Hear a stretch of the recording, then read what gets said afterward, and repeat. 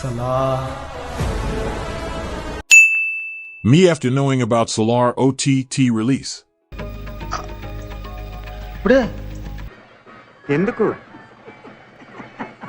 ఈ movie starting titles అప్పుడు special thanks అని యష్ పేరు వేశారు. ఎందుకు?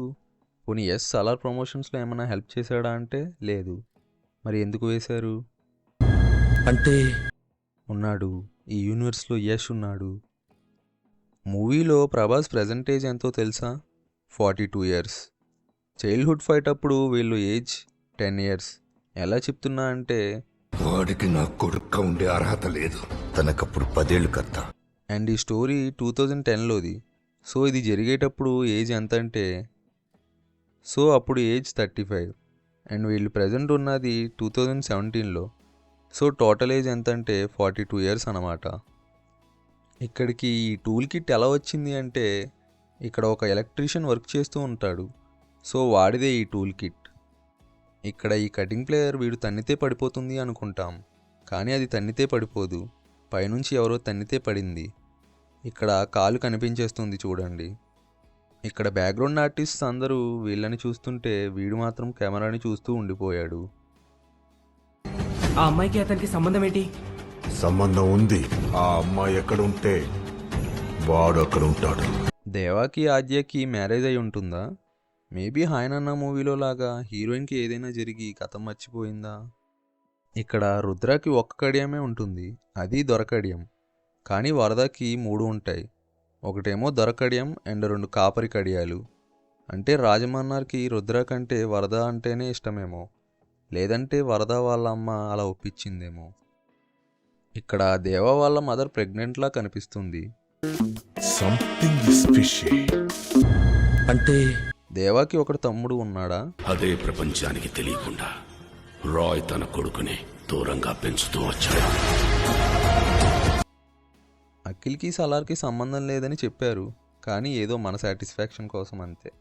దేవా కోసం ఒక కడియం ఇచ్చేశాక వరద దగ్గర 2 కడియాలు ఉండాలి, కానీ పెద్దయ్యాక వరదకి ఒక్క కడియమే ఉంటుంది. మరి మిగతా కడియం ఏమైనట్టు? కాలిఫోర్నియా స్టాన్ఫర్డ్ యూనివర్సిటీలో లాస్ట్ ఇయర్ ఎథికల్ హ్యాకింగ్లో టాపరు కదా. ఈ ఎథికల్ హ్యాకర్ గాడు ఆర్సీబీ ఫ్యాన్ అనుకుంటా. రూమ్లో ఆర్సీబీ పోస్టర్ ఉంటుంది. మేబీ ప్రశాంత్ నీల్ గారు కర్ణాటక మీద ప్రేమతో అలా సెట్ చేశారేమో. ఫ్రెండ్స్, ఇప్పటి వరకు చూసిన కంటెంట్ నచ్చితే ఈ వీడియోని లైక్ చేయండి. ఈ సీన్లో ఆంధ్ర మ్యాప్ ఇలా ఉంటుంది, కానీ వీళ్ళు ఉన్నది 2017లో. అంటే తెలంగాణ ఆంధ్ర సెపరేట్ అయిపోయాయి అప్పటికే. కానీ ఇక్కడ మ్యాప్ చూస్తే 2 కలిసే ఉంటాయి. దేవా వాళ్ళ అమ్మ దేవాతో 6 అయ్యేలోపు ఇంట్లో ఉండాలి అని అంటారు. అండ్ దేవా ఇంట్రో షాట్లో టైం చూస్తే 6 లోపే ఉంటుంది. సో వాచ్లో టైం మీద మూవీ టీం కేర్ తీసుకున్నారు, కానీ వాల్ క్లాక్ మీద టైం చూస్తే వేరేగా ఉంటుంది, అంటే దాన్ని పట్టించుకోలేదు. దేవా వాడే బైక్ నెంబర్ ప్లేట్ చూస్తే MEC అని ఉంటుంది. ఇది ఓల్డెన్ డేస్లో కర్ణాటక వాళ్ళ నెంబర్ ప్లేట్, కానీ వీళ్ళు ఉండేది ఉత్తరప్రదేశ్. అంటే దేవా ఇంతకుముందు కర్ణాటకలో కూడా ఉన్నాడు అనుకుంటా. వీడు వరదా గ్యాంగ్, కానీ రాధారామ చెప్పినట్టు ఎందుకు చేస్తున్నాడు అంటే వరదాకి వెన్నుపోటు పొడుస్తాడా? ఇక్కడ వీడి ఫోన్లో టైం ఏమో 5:30 అని ఉంటుంది, అది రాంగ్. ఎందుకంటే ఆద్య దేవకి లంచ్ తీసుకెళ్తుంది, అది 1 o'clock లోపే అయి ఉంటుందిగా. అది లంచ్ అని ఎలా అంటున్నావు బ్రో, డిన్నర్ కూడా అయి ఉండొచ్చుగా అంటే దేవా 6 కల్లా ఇంటికి వచ్చేస్తాడు, అంటే డిన్నర్ ఇంట్లోనే చేస్తాడు. సో అది లంచ్ క్యారేజే. ఈ ఏరియాలో పిల్లలు దేవాని ఏమని పిలుస్తారో తెలుసా?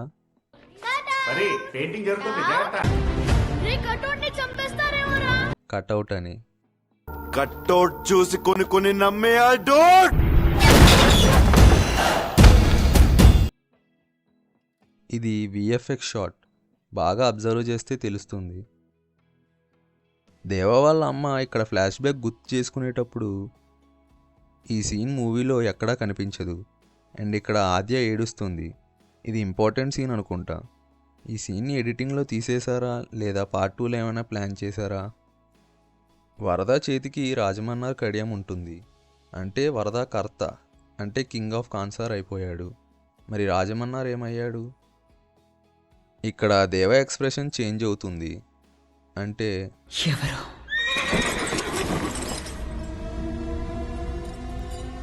సౌర్యాంగులు.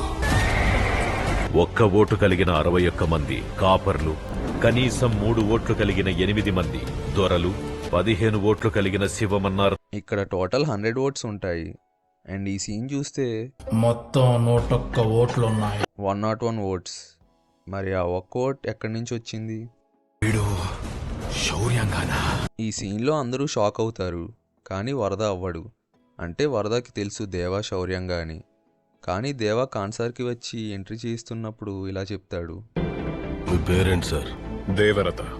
ఏతగా బైక్ తోడు కదా. అంటే కావాలనే చెప్తాడు. ఈ మూవీలో 90s a middle class biopic సిరీస్లో ఉన్న అమ్మాయి కూడా ఉంది. తిను ఈ అమ్మాయి వాళ్ళ అక్క మూవీలో. చూసారా బొగ్గుమావ, అదే ప్రశాంత్ నీల్ ఈ అమ్మాయిని ఎలా తయారు చేశాడో. మూవీలో చూపించే ఈ బ్రిడ్జ్ బయట ఎక్కడుందంటే యూరోప్లో ఉన్న హంగరీలో.